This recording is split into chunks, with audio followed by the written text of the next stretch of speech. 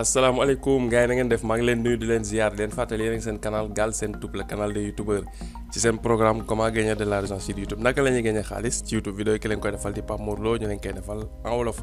vidéo tey bi nag mooy si YouTube vidéo bi ñu dugaloon doon leen expliquer ci li nga xam mooy héritage compte Google wala canal YouTube pour kenn ku nekk rek nga koy sóoraale sa compte ci yan loxo nga bëgg mu mujj fa. bu YouTube toogee wala Google boog toog lu yàgg gis connecté woo sa compte léegi ci yan loxo nga bëgg compte mujj fa léegi nag comme expliqué woon nañ li tax mu baax a def ak li si aju yëpp vidéo tey bi nag pratique lay nekk dañuy dem directement rek wala nuñ koy defee soo connecté woo sa compte YouTube xam nga ci compte Google bi lañ koy defee parce que compte YouTube ci biir compte Google la nekk loolu tax ci compte Google nga koy def compte Google bi ëmbaale service Google yëpp lay ëmbaale voilà mais nag ci biir am nga partie mun def ay sélection yi nga bëgg a sélectionné yi nga bëggul sélectionné voilà loolu yëpp dinañ ko gis léegi boo ñëwee ci sa canal YouTube comme ay youtubeur lañ mën nañ ko jaare ci YouTube da ngay ñëw rek ci sa logo fii nga cliquer logo bi soo cliquer logo bi ji nga fi gérer votre compte Google nga cliquer ko mën nga dem directement ci Google tapé fii compte Google dem ci compte Google bi directement comprendre nga mais ñu jaar comme ñu ngi ci YouTube ñu jaar ko fii moo gën a gaaw gérer votre compte Google ñu cliquer ko bu ñu ko cliquer daf ñuy yóbbu ji nga ci compte Google bi compte Google bi baa ngi nii l'essentiel na nga ñëw sa compte Google rek navigateur boo munti connecté fekk sa compte mi ngi ci connecté soo tàppee gis nga myaccount.google.com dina connecté automatiquement ci sa compte Google voilà léegi boo ñëwee ci sa compte Google lan ngay def da ngay ñëw cliquer fii ñu def données et vie privée données et vie privée nga cliquer fii soo cliquer données et vie privée lan ngay def da ngay wàcc nag ba ci suufu page bi da ngay sauter fii yëpp wàcc ba ci suufu page bi soo wàccee ba ci suufu page bi yaa ngi gis fi ñu bindal la fii planifier votre patrimoine numérique maanaam sa dono gi nga xam ne mooy sa dono numérique mooy wàllum internet ak yooyu voilà li nga ci bëgg si wàllum dono nan nga ko bëgg a planifier noo koy organiser lan nga ci bëgg maanaam ñaari option nag la am mën nga ko doon la nit bis bu Google gisatee connecté wu mu contacté lu bëri répondre mu jàpp daal peut-être am na lu la empêché mënatoo dugg mën na koo jox nit yaay choisir kan nga bëgg mu jox ko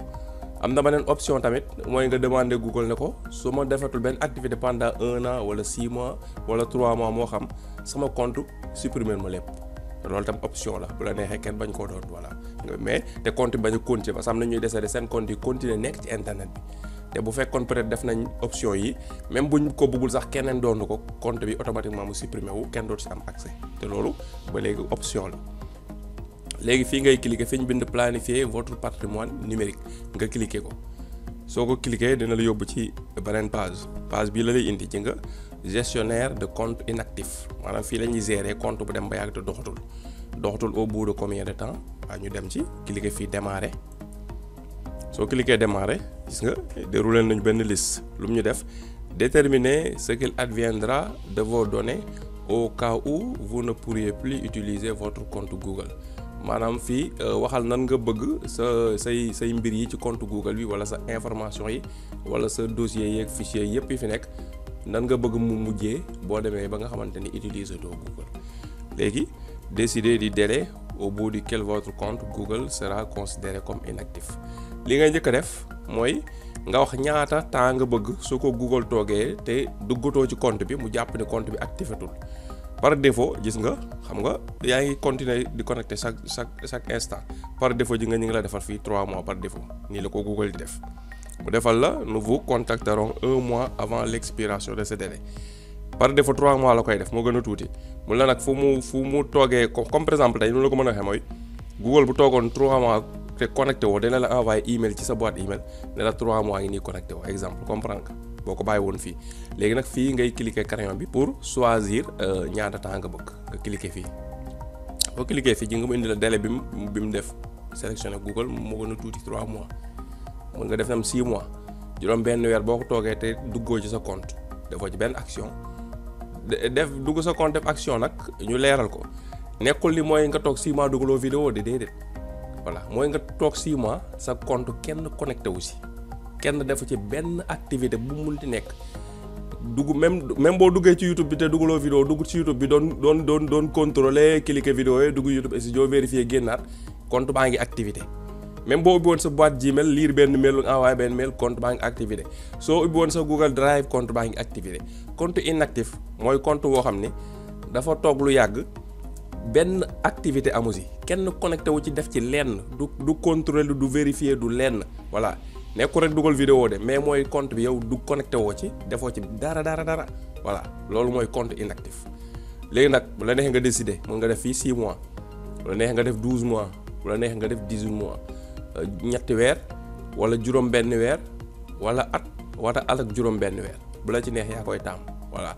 xam naa ñu bëri peut-être ñu bëri dañuy def at mais at xam nga dafa bëri itam compte boo xam boo toogee at dafa benn activité ñuy soog a contacter ki nga bëgg ñu contacter ko loolu gudd na je crois 6 mois waa war na doy voilà. am na ñoo xam sax mën na def 3 mois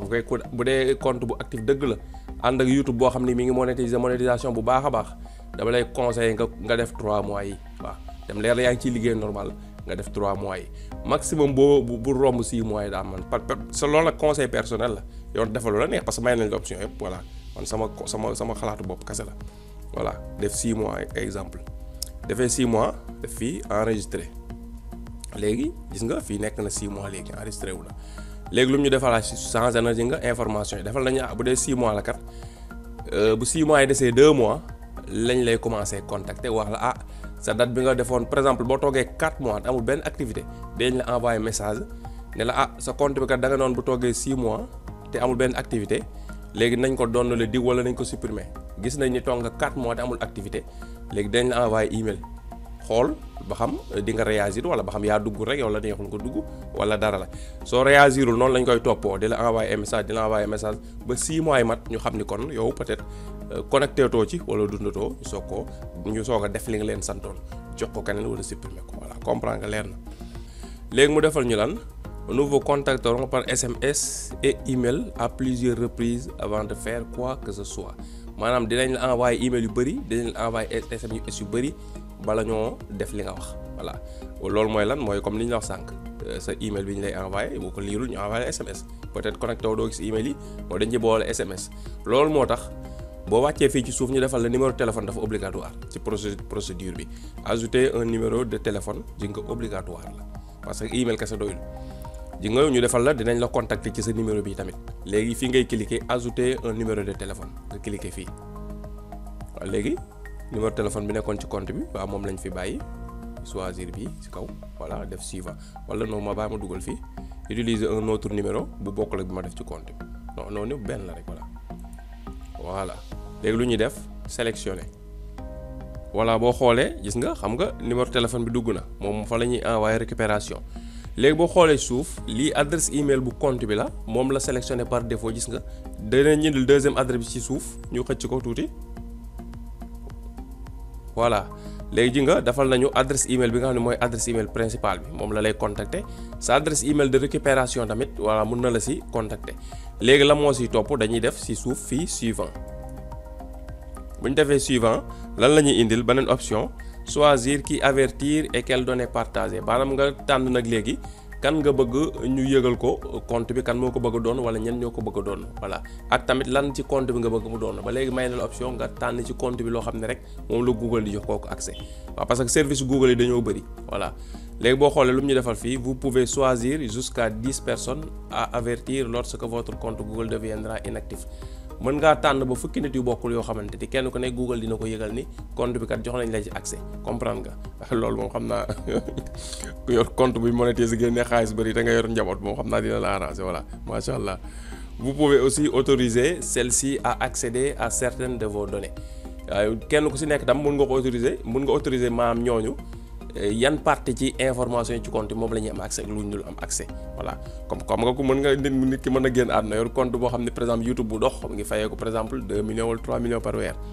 mu jékki-jékki génn àdduna fekkee kenn ka sa la defoon ci ay njabootam ni nañ ko ko yëgal kooku mën nañ ko ko yëgal mu xuumtoo compte bi comprendre nga voilà moo tax li option bu ci am solo la 10 personnes macha allah yàlla yeex nag waaw mais nag xam nga ci la bokk mënut a ñàkk comme ça ñu comprendre ko noonu. Ajouter une personne fii ngay cliquer pour dugal benn personne boo cliquer fii mun la kooku nga ajouter email am voilà léegi ñu ajouter benn adresse email voilà bii la ñu ajouter pour test léegi def suivant léegi nag fii la lay indil boo defee suivant fii la lay indil léegi adresse email bi nga dugal kat boroom choisiral fii lan lay am accès su dee da nga bëgg ci YouTube bi dong lay am accès boobaa mën ngaa coché YouTube kase gis nga daal def suivant léegi tam bu la neexee mën ngaa choisir yëpp voilà comme compte Google bi rek nga bëgg ko doon moom bu dee amul partie yoo ci xam ne kii wu la mais nag yaay xool daal fii daal dafa lañ la liberté wu su la neexee nit ki lenn kase ci sa compte lay am accès moom ngay def mu doon ko su dee xam naa comme youtubeurs yi peut-être YouTube moo leen gën a intéressé su la neexee YouTube bi kase lay am accès jeex na yeneen service Google yëpp Google supprimer la ko du si bokk waaw bu la neexee su la neexee tam nga bàyyi compte Google bi yëpp su dee compte Google yëpp nga bëgg mu doon ko da ngay def tout sélectionné fi ngay cliquer tout sélectionné ngay def après nga def suivant soo defee suivant mu defal la fii nga def numéro téléphone kooku léegi bu ko defee nag bu dee comme fi Sénégal la toujours nga bàyyi xel bu dee dal defal drapeau États-Unis nga cliquer fii dem choisir Sénégal voilà wàcc ba SI choisir maanaam daal ki nga bëgg mu doon dëkk bi mu nekk nga choisir dëkk boobu pour mën dugal numéro téléphone bi voilà ñu def fii 77 voilà léegi bu la neexee nga boole ci benn message personnel waaw message personnel mooy lan mooy daal ki nga xam ne après compte bi moom la ñuy contacter pour mu doon ko message boo koy bàyyil message nag du ko gis fii ak loolu amul waaw du gis yëpp du ko gis fii ak loolu amul nga xam tam amul benn accès bu mu am sa compte fii ak li nga wax Google amul mooy nga toog 6 mois wala 3 mois wala 1 an wala 1 an 6 mois boo ci choisir comme 6 mois lañ defoon exemple fu nekk di compte bi su toogee 6 mois yoo xam ne actiful la ñuy soog a def lii ma leen sant waaw mais nag ki en attendant ki nga dugal du am benn accès bu mu am sa compte nga xam ko léegi nga cliquer fii bu dee da nga bëgg ajouter benn message nga def par exemple mënoon naa def xaaral bien prendre soin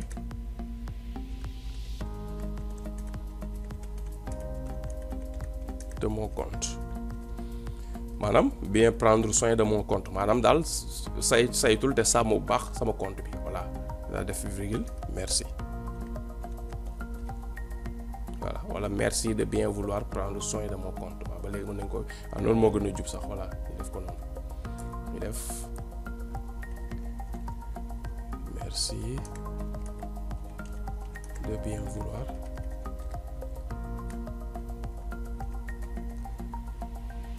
merci voilà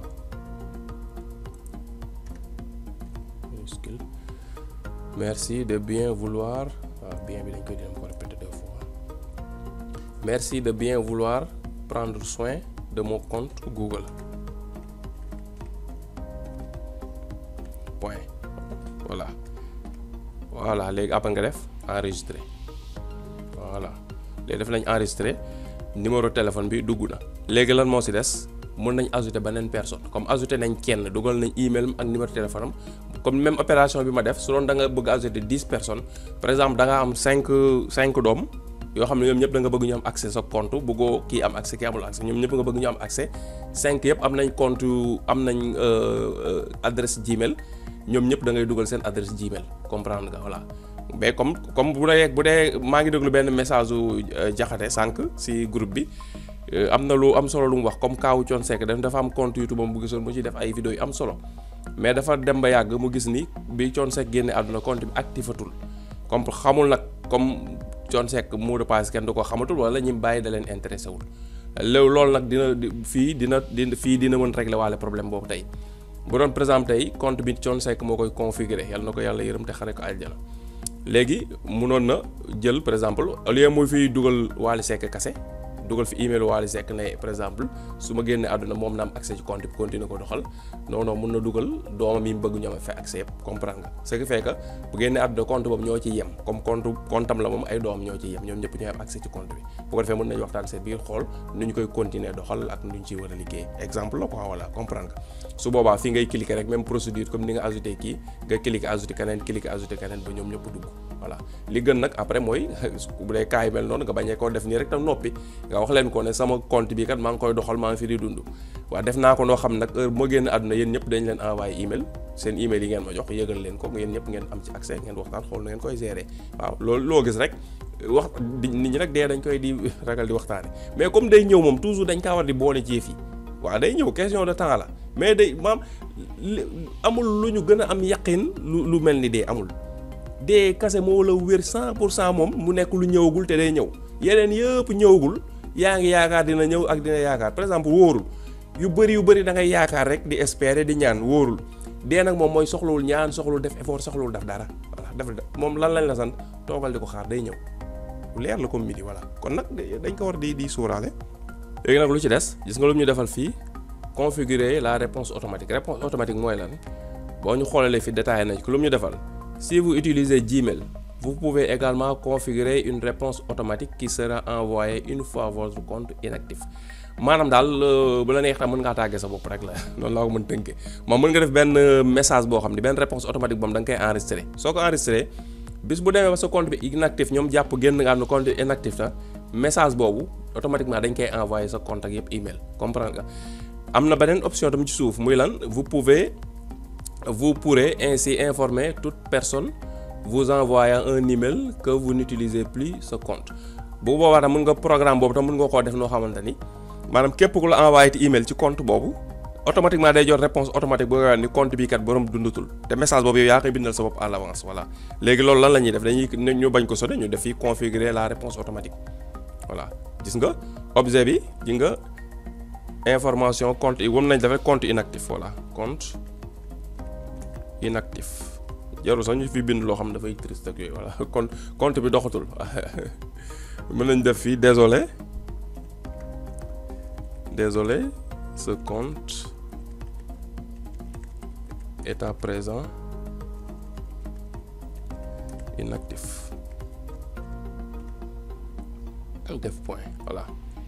mën nañ def désolé ce compte est à présent inactif voilà mu nga correction léegi gis nga désolé ce compte à présent voilà ce compte est à présent inactif comprendre nga léegi n'envoyer une réponse qu'à mes contacts gis nga bu ko defee réponse yi sa contact la koy envoyé nga coché fii def fii enregistré voilà gis nga réponse automatique bi def nga ko léegi lu ñu cliquer fii suivant bu ñu cliquer suivant lu ñu defal décider si votre compte Google inactif doit être supprimé waaw fi ngay décider bu la neex sa compte day koy supprimer lu ñu ko supprimer loolu mooy lan une fois votre compte Google inactif devons-nous le supprimer ainsi que l'intégralité de son contenu maanaam sa compte bu demee ba doxatul ndax dañ kaa war a supprimer ak lépp loo xam ne loo ci defoon question la si vous avez autorisé un tiers à télécharger votre contenu celui-ci disposera de 3 mois pour le faire passé ce délai le contenu sera supprimé su fekkee da nga def option wu maanaam da nga bëgg rek kenn koo xam ne maanaam day télécharger sa contenu yëpp ci Google maanaam option bi lan la pour ñu leeral foofu tuuti maanaam tey bu dee bëggoo kenn doon compte bi mais da ngaa taamu ne da ngaa bëgg sa compte bi kat boo toogee 1 an yoo xam ne wala 6 mois yoo xam ne dafa inactif dafa benn action nga ne Google supprimer ba compte bi comprendre nga léegi nag ci biir supprimer boobu ne wala ba léegi mën nañu la ko supprimer mais ndax am na koo xam ne da ngaa bëgg mu télécharger sa information yi garder ko ñu soog a supprimer comprendre nga maanaam bëgg nga Google supprimer compte bi bëggoo tax mu kon exister mais peut-être vidéo yi ñu ci defoon wala contact yooyu am na koo bëgg mu télécharger ko moom mën koo utiliser wala mën koo jëriñoo loolu sa gis naa taxul mu am sens noonu dañ ko fi def amul sens comme bëggoo da nga bëgg mu supprimer soxlu tam keneen di garder voilà mais daal ñoom def nañ ko option pour yaa xool su dee loolu la léegi kooku mën nga def option suppression nga programmer ko léegi wax kooku li mu war a def léegi nag kooku dinañ ko bu comme 6 mois lañ defoon su 6 mois yi matee xam nga Google dafa war a supprimer compte bi du supprimer compte bi de dina may kooku 2 mois pour mu télécharger information yi ci compte bi yépp su 2 mois yi jàllee nag comme 8 mois Google lay supprimer compte bi waaw noonu lay dem voilà fi mu defal ñu si vous choisissez de supprimer votre compte Google vos données partagées publiquement par exemple vos vidéos YouTube ou votre blog sur Blogueur seront également supprimés maanaam compte Google bi daal boo demande option suppression nga def lépp lu ci aju day supprimer waaw mun la say vidéo YouTube di ci lay bokk sa Blogueur mooy site internet yu blog yooyu ñuy créer ci Blogueur day supprimer wu voilà comprendre nga devons-nous supprimer votre compte Google s'il devient inactif mu ne su boobaa laaj la ba léegi comme laaj bi ci kaw ndax da ngaa bëgg léegi ñu supprimer ko léegi su dee da nga ko bëgg nag fii nga xëy defee mu ngi di nga wii supprimer mon compte Google inactif bu ko defee fii ngay coché gis nga fii ngay coché voilà bu inactivé bu ñu supprimer ko mais ñun comme defuñu option am di doon ko lañ def voilà fii duñ ko coché quoi bu dee loolu nga bëgg nag coché fii bu dee bëggoo ko bul coché léegi nga def examiner le plan voilà léegi indil nañu résumé li nga xam ne enregistré nañ ko léegi lu ñu defal confirmer votre plan nga vérifier bu amul erreur pour nga soog a confirmer Prenez conscience du récapitulatif des dispositifs que vous allez prendre pour votre compte Google maanaam vérifier waatal bu baax daal li nga décider ci sa compte Google bi balaa ngay confirmer voilà. Votre compte sera considéré comme inactif 6 mois après que vous avez cessé de l'utiliser. Sa compte bi kat dinañ ko jàppee compte boo xam ne dafa inactif soo amee juróom-benn weer yoo xam ni benn activité amatu ci waaw xam nga juróom-benn weer laa defoon voilà kon loolu maa ko choisi c'est bon. ñëw deuxième point bi. Google avertira un de vos contacts effectivement bi kenn kese la choisir voilà.